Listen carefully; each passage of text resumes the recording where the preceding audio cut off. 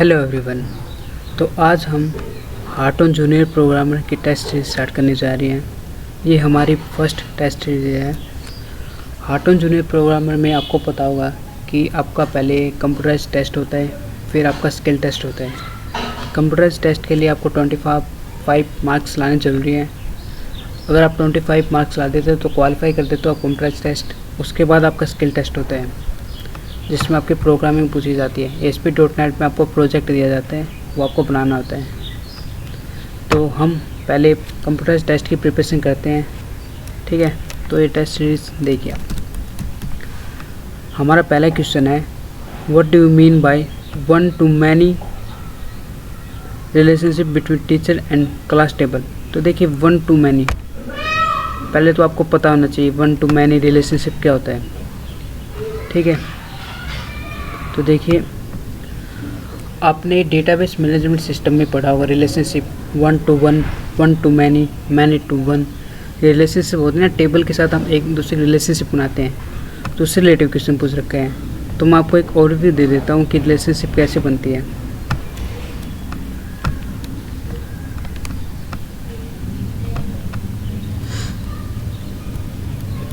तो देखिए ये रिलेशनशिप है, data modelling and entry relationship diagram, ठीक है। तो देखिए वन टू वन कहता है ये पॉइंट से लेके ये पॉइंट होता है वन टू वन, ठीक है। वन टू वन का एग्जांपल देता हूँ मैं आपको। क्या एग्जांपल है कि आपका मोबाइल नंबर होता है, मोबाइल नंबर रजिस्टर्ड होता है एक पर्सन को, ठीक है। मान लीजिए मोबाइल नंबर है, ये किसी पर्सन को, पर्टिकुलर पर्सन को रजिस्टर्ड है। ये तो ऐसा होता नहीं कि एक मोबाइल नंबर कई पर्सन को रजिस्टर्ड कर दें, नहीं ना। तो वन टू वन का एग्जांपल आप लगा सकते हो कि एक मोबाइल एक ही पर्सन को आइडेंटिटी करते हैं, रजिस्टर करते हैं, ठीक है। अच्छा, दूसरी रिलेशनशिप हमारी one to many. One to many मतलब क्या है, एक एंटिटी को काफ़ी चीज़ों में डिवाइड कर देते हैं, ठीक है। अच्छा, इसका एग्जांपल लेते हैं। मान लो आपका टीचर है, कोई क्लास में एक टीचर है, टीचर हो गया। तो टीचर क्या है, एक बच्चे को पढ़ाता नहीं, मतलब पूरी क्लास को पढ़ाता है ना। कोई पर्टिकुलर बच्चे के लिए तो आता नहीं टीचर, पूरी क्लास के लिए आता है। तो एक टीचर हो गया और पूरी क्लास में जितने बच्चे हैं वो सब पढ़ रहे हैं। तो एग्जाम्पल होगा वन टू मैनी का, ठीक है। अब है many to many. Many to क्या, मैनी क्या है, मतलब आप मान लो स्टूडेंट हो तो आप काफ़ी बुक्स पढ़ते हो, ठीक है।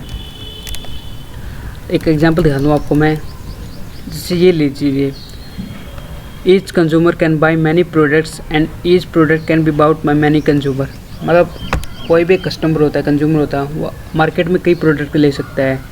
या मैं कहूँ कई भी प्रोडक्ट्स हैं, जो भी प्रोडक्ट्स हैं मार्केट में, वो एक कंज्यूमर द्वारा या मैनी कंज्यूमर द्वारा कंज्यूम किए जाते हैं, ठीक है। तो मैनी रिलेशनशिप इसे बोलते हैं। तो हमारे क्वेश्चन में आते हैं, ये पूछा है what do mean by one to many, मतलब एक से और मैनी का डिफरेंस क्या है टीचर और क्लास के बीच में। तो ये देखो वन टू मैनी हो गया, मतलब टीचर और क्लास के बीच में, ये टीचर हो गया फर्स्ट पे वन पे, और मैनी पे क्लास हो गई। तो मतलब एक टीचर के पास कई क्लासेस होते हैं, ये ऑप्शन सही रहेगा फिर हमारा, ठीक है। One teacher can have many classes, one to many का हो गया एग्जांपल। चलो ये वाला एग्जांपल देखते हैं, वन क्लास में have many teachers. One class, एक क्लास के पास काफ़ी टीचर्स हो सकते हैं, ये शूट नहीं करेगा वन टू मैनी पर, ठीक है। और many teachers have many class, ये तो मैनी टू मैनी का एग्जाम्पल हो गया, ठीक है। तो सी, डी और ए तीन ऑप्शन गलत हैं, बी इसका सही ऑप्शन है। सही क्वेश्चन हमारा, विच of the following is not a valid SQL type. तो आपको पता होना चाहिए एसक्यूएल को स्ट्रक्चर्ड क्वेरी लैंग्वेज बोलते हैं। जो भी आप डेटाबेस पर क्रिएट, इंसर्ट, मैनिपुलेशन जो भी करते हो आप ऑपरेशन, वो एसक्यूएल क्वेरी की हेल्प से की जाती है, ठीक है।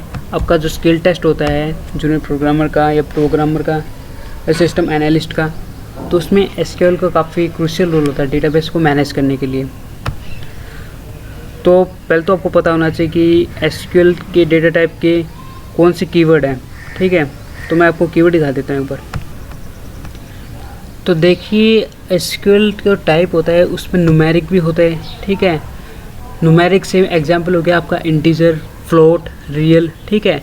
फ्लोट भी होता है, करैक्टर भी होता है, ठीक है। लेकिन जो हमारे डेसिमल होता है ये नहीं होता। तो इसका एग्जांपल है decimal valid SQL data type, SQL type नहीं होता है, कीवर्ड नहीं होता है डेसिमल। डेसिमल की जगह फ्लोट का यूज होता है। अच्छा, थर्ड क्वेश्चन हमारा, which operator is use to compare a value to specific list of value. ये एसक्यूएल से रिलेटिव क्वेश्चन है, ठीक है। तो आपको बताना है कि वो कौन सा ऑपरेटर है जो कंपेयर करेगा वैल्यू किसी पर्टिकुलर लिस्ट में से। तो पहले आपको मैं बताता हूँ, इसका राइट आंसर बता देता हूँ। इन इसका राइट आंसर है सी ऑप्शन। अब समझते हैं कैसे इन आया। एग्जाम्पल लेते हैं। मान लो ये आपकी कोई टेबल है, टेबल पता होगा आपको, रो और कॉलम से बनती है, ठीक है। ये डेटाबेस हमारा एक डेटाबेस की एक टेबल है जिसमें customer ID, customer name, contact name, address, city, postal और कंट्री वगैरह दे रखी है। तो हमने एक कमांड यूज़ की, सिलेक्ट ऑल, स्टार को बोलते हैं ऑल, ठीक है। Select all from customers where country in, जो हमारी कंट्री की वर्टिकल जो कंट्री की ये जो टेबल है इसमें ढूंढ रहे हैं हम। क्या ढूंढ रहे हैं? Germany, France, UK. मतलब इस टेबल में जो भी जर्मनी, फ्रांस, यूके से रिलेटिव एंटिटी है उस डिस्प्ले हो जाए, ठीक है। ये हमारा मेन बात है इसमें। अच्छा, इन का यूज़ क्या होता है? इन एक शॉर्ट हैंड होती है किसके लिए? मल्टीपल और ऑपरेशंस के लिए। आपने पढ़ा होगा और, एंड, एक्सोर, नोर, ठीक है। आने वाली सीरीज़ में आपको मैं एसक्यूएल क्वेरीज़ के बारे में बताऊंगा, जिससे आपको और अच्छा आइडिया मिल जाएगा कि एसक्यूएल सीरीज़ कैसे काम करते हैं, कैसे हम डेटाबेस से डेटा उठाते हैं और पर्टिकुलर डेटा डिस्प्ले करते हैं, ठीक है। तो देखिए, इनका यूज़ करते हैं पर्टिकुलर किसके लिए? कोई भी ये तीनों चीज़ लगा रखी, जैसे जर्मनी, फ्रांस, यूके, इन तीनों को डिस्प्ले करने के लिए। देखो, कंट्री लिया, कंट्री में इन, जर्मनी आ गई, यूके, फ्रांस। तो मतलब जो भी हमारी इस टेबल में जो भी एंटिटी थी जर्मनी, यूके, फ्रांस से रिलेटिव, वो सारे डिस्प्ले हो गई। अच्छा, इसमें मैं एक काम करता हूँ कि मैं यूके हटा देता हूँ।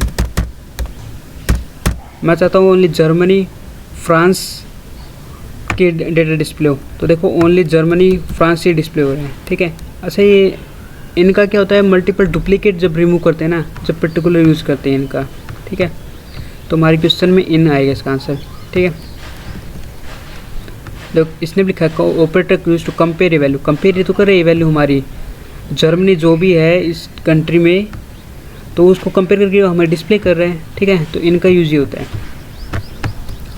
अच्छा, ही अगला क्वेश्चन है fourth, the size of yes और no bit field is always 1 bit होता है। स्टैटिक क्वेश्चन है, याद करना पड़ेगा, ठीक है। इंटीजर 2 का होता है, 2 बाइट। अच्छा, फिफ्थ क्वेश्चन है, which one is not a reserve keyword in C language. पहले तो आपको पता होना चाहिए कि सी लैंग्वेज में कितने कीवर्ड होते हैं। सी लैंग्वेज में 32 कीवर्ड्स होते हैं। तो पूछा है रिजर्व कीवर्ड कौन सा है, तो मेन इसका आंसर है, ठीक है। तो आपको मैं एक बार कीवर्ड दिखा देता हूँ सी के, कौन कौन से कीवर्ड। तो ये देखिए हैं, ये हमारे सी के कीवर्ड्स हैं, ठीक है। तो ये पूछा है कि कौन सा रिजर्व कीवर्ड नहीं है। इसमें मेन देखो, मेन नहीं लिखा हो कहीं भी, बाकी सारे ऑप्शन लिखे मिल जाएंगे। जैसे आपका ऑटो मिल गया आपको, ठीक है। रजिस्टर और केस मिल जाएगा, आपने यूज़ किए होंगे सी लैंग्वेज में। रजिस्टर का यूज़ है मेमोरी लोकेशन वगैरह में यूज़ करते हैं इसका, ठीक है। एडवांस में आ जाते हैं, एडवांस सी प्रोग्रामिंग करते हो आप जब यूज़ होती है। तो मेन क्या है? कोई कीवर्ड नहीं है, रिजर्व कीवर्ड नहीं है मेन, ठीक है। अच्छा, हमारा 6th क्वेश्चन है, a C variable name can start with a. आपको पूछा है कि सी वेरिएबल को नाम है जो किस नाम से स्टार्ट कर सकते हैं। तो चलिए, कुछ कंडीशंस होते हैं। आपका कोई भी सी वेरिएबल किसी नंबर से स्टार्ट नहीं होता। नंबर से कहने का मतलब है आप ऐसे स्टार्ट नहीं कर सकते सी वेरिएबल को। 1 2 3, ये क्या आपका गलत है। ये सी में ऐसे स्टार्ट नहीं कर सकते आप किसी वेरिएबल का नाम। अच्छा, प्लस से स्टार्ट नहीं कर सकते आप, ऐसे भी स्टार्ट नहीं कर सकते किसी भी सी वेरिएबल का नाम। एस्ट्रिक से भी स्टार्ट नहीं करते। एस्ट्रिक क्या मेन यूज पॉइंटर के लिए होता है। अगर एस्ट्रिक लगा दो तो पॉइंटर के लिए डिफाइन होता है, ठीक है। तो एक सजेस्ट करते हैं कि सी वेरिएबल को आप स्टार्ट मत करो इन तीनों चीज़ से। तो सी वेरिएबल को स्टार्ट कैसे कर सकते हैं? अंडरस्कोर से कर सकते हैं, बिल्कुल कर सकते हैं, ठीक है। अच्छा, सी वेरिएबल को और नॉर्मल जैसे नाम लिखते हैं वैसे भी लिख सकते हैं। जैसे मैं लिख दूँ ABC, तो ये भी हमारे एक वेरिएबल का नाम हो गया। ऐसे लिख दूँ ABCD, तो ये भी हमारे सी वेरिएबल का नाम हो गया। अब लिखते थे ना इंटीजर A, फ्लोट B, ठीक है। अच्छा, इंटीजर A, फ्लोट क्या डेटा टाइप है इसकी। 7th क्वेश्चन है व्हाट इज़ बाइट कोड इन जावा। तो जावा में क्या होता है कि सी और सी प्लस प्लस में अब कंपाइल करते हो तो उसका एग्जीक्यूटेबल कोड बन जाता है, ठीक है। लेकिन जावा में ऐसा नहीं होता, जावा में पहले बाइट कोड बनता है, फिर byte code Java virtual machine की हेल्प से आगे बाइट कोड होता है जावा में, code generated by Java compiler, ठीक है। अच्छा, code generated by Java virtual machine कौन सा होता है? वर्चुअल मशीन तो बाद में करते हैं ना, पहले तो कंपाइलर बाइट कोड जनरेट करेगा, फिर बाइट कोड को वर्चुअल मशीन आगे जनरेट करेगी, ठीक है। Which of the following are not Java keywords. Java के कौन से कीवर्ड्स नहीं हैं? पहले तो आपको पता होना चाहिए जावा में कौन से कीवर्ड्स होते हैं। तो देखिए जावा में ये होता है, देखो सी में कीवर्ड्स होते हैं 32, सी प्लस प्लस में 60, जावा में टोटल 51 कीवर्ड्स होते हैं जिसमें से 2 यूज़ नहीं होते। कॉन्स्टेंट और गो टू रिजर्व जो 2 कीवर्ड हैं वो फ्यूचर के लिए यूज़ होते हैं। कॉन्स्टेंट की जगह हम आजकल फाइनल वर्ड यूज़ करते हैं, ठीक है।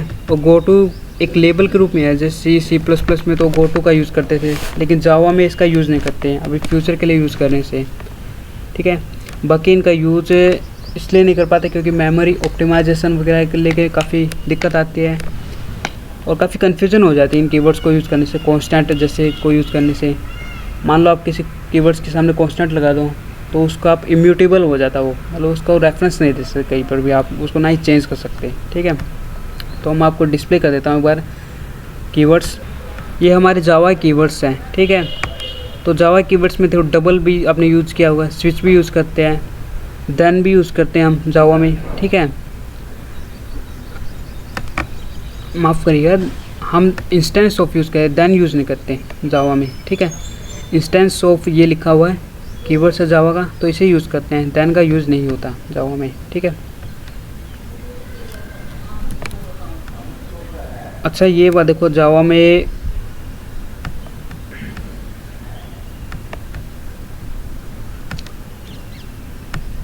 ठीक है।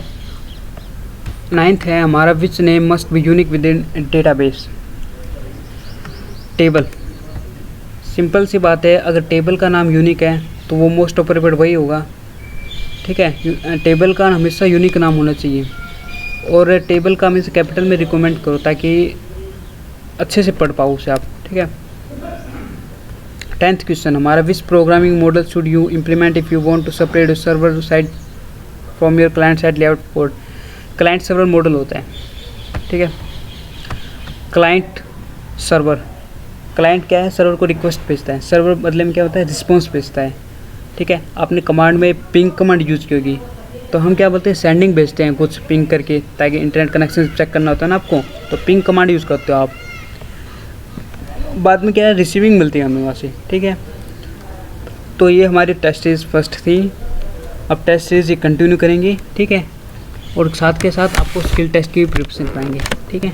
Thank you. अगर आपको वीडियो अच्छी लगी हो तो हमारा वीडियो है